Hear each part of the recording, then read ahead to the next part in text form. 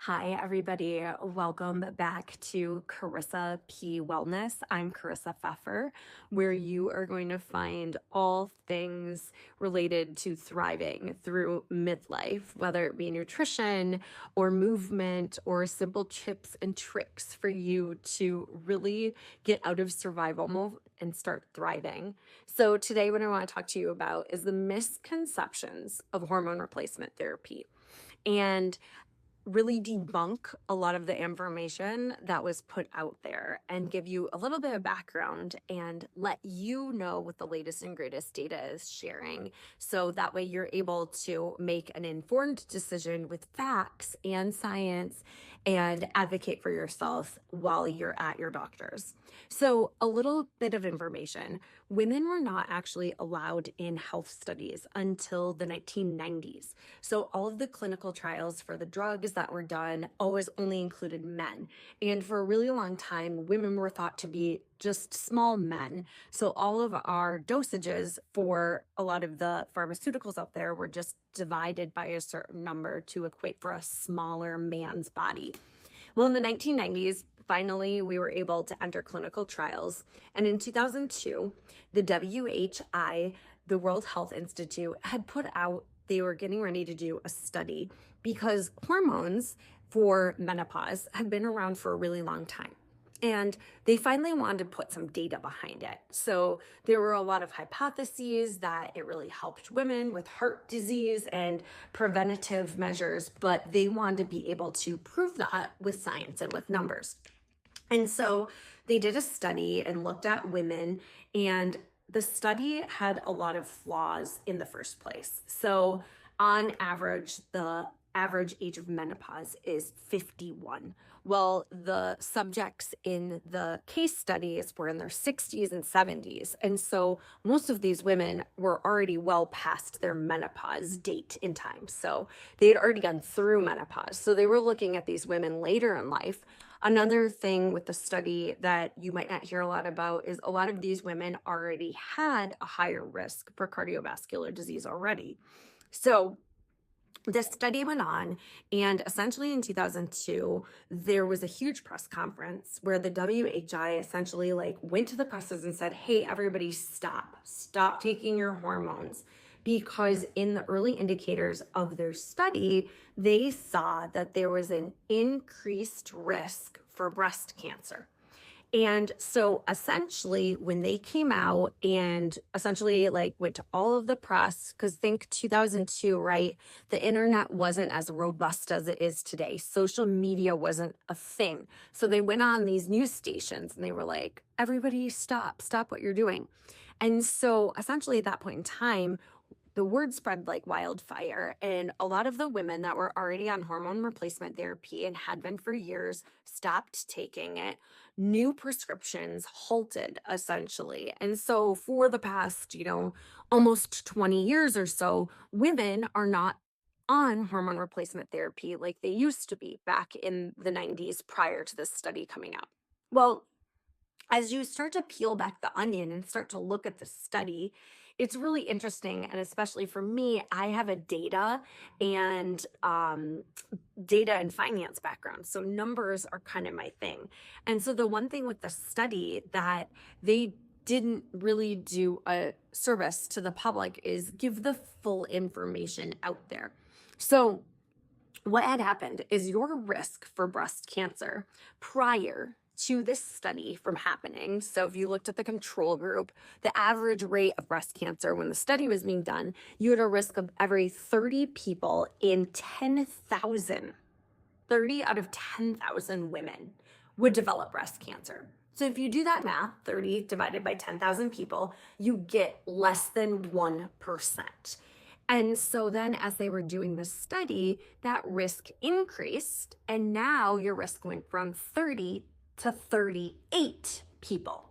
So what they kind of grasped onto is if you were to look at going from 30 to 38, an 8% difference on the 30 base case. So if you take 8 divided by 30, that's like a 26% increase. So they were like, stop, your risk goes up to 20, it increases 26% if you're on hormone replacement therapy. Everybody stop.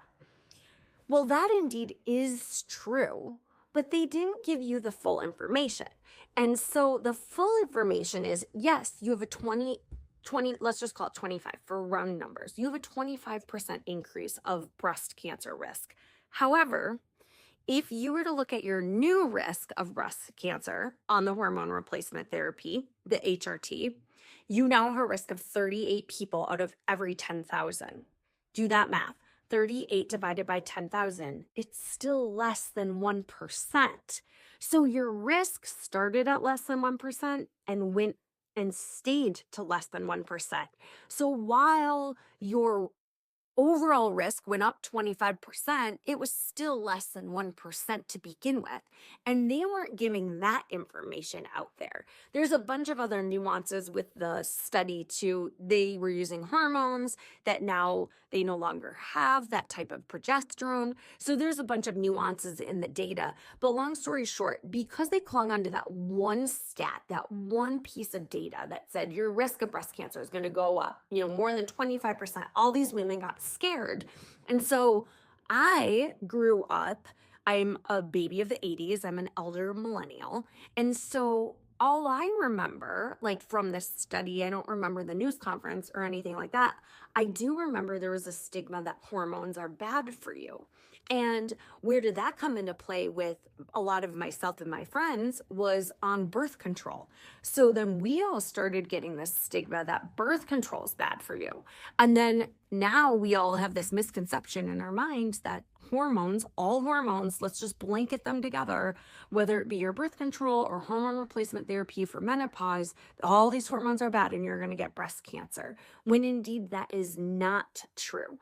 The nominal risk of your breast cancer did not go up significantly. Again, it stayed that 0.1%, 0.1, not even 1%, 0.1%. So what I want to encourage you, and now the WHI has essentially slowly walked back a lot of their findings, and there's lots of doctors out there screaming loudly from the rooftops, but the WHI hasn't come out and retracted their statements. They haven't held a press conference to say, just kidding, here's the full story. And so estrogen and taking hormone replacement therapy has a lot of great benefits.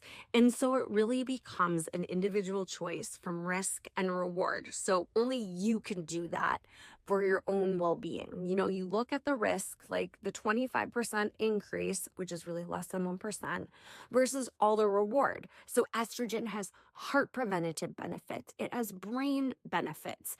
If you look at some dementia stats, there's a lot of good things for estrogen. Estrogen has bone health implications. So a lot of women post-menopause wind up going into osteoporosis. 1 in 2 women post-50 will develop osteoporosis. And then if you are over the age of 50 and you suffer from a broken hip, your mortality rate of a broken hip is 25%. So if you fall and break your hip, you actually have a 25% risk of dying from that broken hip and its complications. And so estrogen has a lot of bone health preventative measures. There's a myriad of things, and I'll probably cover some of those in here. Again, I am not a doctor. I'm not here to give you medical advice, but what I am here to give you is updated stats and facts that indeed are true for you then to take this information and be able to make the best decision for yourself and your health care. And so there are a lot of great sources out there. There's papers, and I'll link some of them down below because unfortunately, if you think that we all maybe grew up in this era of thinking that hormone replacement therapy was bad, well, our doctors were also taught that as well. So there are a lot of doctors out there, especially if they're not in women's health or they're not menopause specialty doctors, that have this same stigma that we all have, and they now are not prescribing hormone replacement therapy because of that study over 20 years ago. So what I encourage you to do is a few different things. Search for a menopause specialty doctor Unfortunately, there are not a lot of them, but there are a lot of great telemedicine health companies out there specializing in women's health as well as perimenopause and menopause, especially if you're in a more rural area and you are in kind of one of those medical deserts, if you will. Telehealth is a great way for you to be able to see a specialist. Some take insurance, some don't. So you'll just have to look at those options. Again, really weighing out your options. Um, Asking your doctor if they prescribe hormone replacement before you even go to your doctor and waste your time and money on a visit. If you are really forced to stick with your doctor, but don't do that out of guilt and obligation. Just because this doctor, so and so delivered your baby and you've been seeing them for years, you don't owe anything to that doctor. That doesn't mean that you aren't able to switch doctors now and that they maybe provided you a service and great care during that part of your life. But now, if you're in a different part of your life and a different phase, finding a doctor that's actually going to be able to work with you to really feel like your best self is so crucial. Especially a lot of time as women, we have this internal guilt, and it's like, oh, I feel bad, severing this relationship. Don't feel bad. You have to put your health and wellness first. And so, if your doctor doesn't prescribe hormone replacement therapy, or if they are under the misconception that hormone replacement therapy causes cancer, I encourage you to print off some studies, and I can link them in here. Print those off, bring them to their doctor. These are medical studies. They're not just studies out there that, people like me just whipped up. This is what like the medical community has put out. So I just encourage you to have the facts, have the data, and then take that and really be able to make an informed decision for your health and advocate for your health. And so while I am not necessarily saying that hormone replacement therapy is the best for everybody, it definitely changed my opinion of it. I am the type of person where, we don't take a lot of medicine in our house, and I try not to overload my system, but I now know that the reward for me personally of taking hormone replacement therapy more than offsets any increased risk. And so when I'm ready for that part of my journey, and I actually have an appointment coming up, so I'll be able to share a lot of that with you all.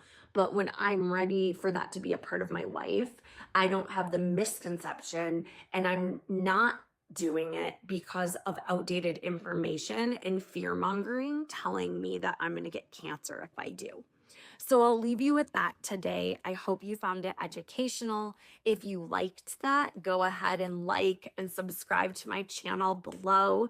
And if you want any updated information, please be sure to follow me on Instagram at perimenopause power, or you can check out our website at www.perimenopause-power.com and find more of our services there. So thank you for my little monologue soapbox, but I do think it's really important that we as women not be fear mongered anymore when it comes to our health.